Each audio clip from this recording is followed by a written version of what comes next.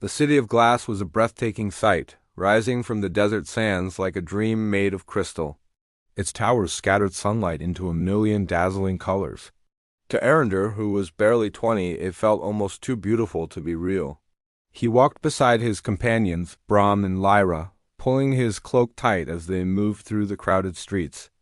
Every step felt overwhelming, but beneath the city's stunning elegance, there was a dark undercurrent.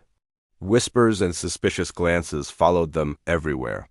Fear and corruption flowed through the alleyways like a hidden, poisonous river. They had come to the Hall of Reflections to warn the council about a growing darkness that threatened everyone. But when they stood before the city's leaders, they were met with distraction and disbelief. The council was lost in their own petty fights and blinded by greed. Some of them laughed openly at the warnings of shadows gathering at their borders.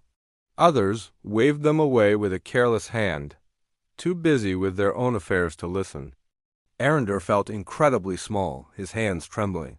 He looked at these powerful, indifferent leaders and thought, "This is the world I'm supposed to save?" He was young, he was untested, and he had no idea how to make them listen. That night, the danger they had warned of found them. Lyra was crossing a narrow sky bridge high above the city when an assassin lunged from the shadows. For a critical moment, Arender froze. His heart hammered in his chest, but his body wouldn't move. He was too slow, too shocked. But Brahm didn't hesitate. He leapt forward, throwing himself between Lyra and the assassin's blade.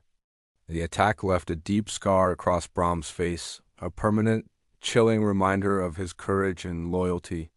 Lyra gasped, her hand flying to her own dagger, while Arender stood there, his fists clenched in frustration at his own failure. Later, Brahm placed a hand on the young man's shoulder.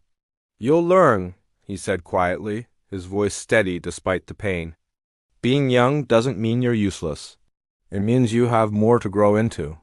The next day, the council still refused to act.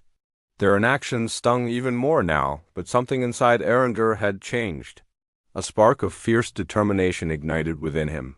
He might be inexperienced, but if the world's leaders were going to do nothing, he knew he couldn't afford to do the same.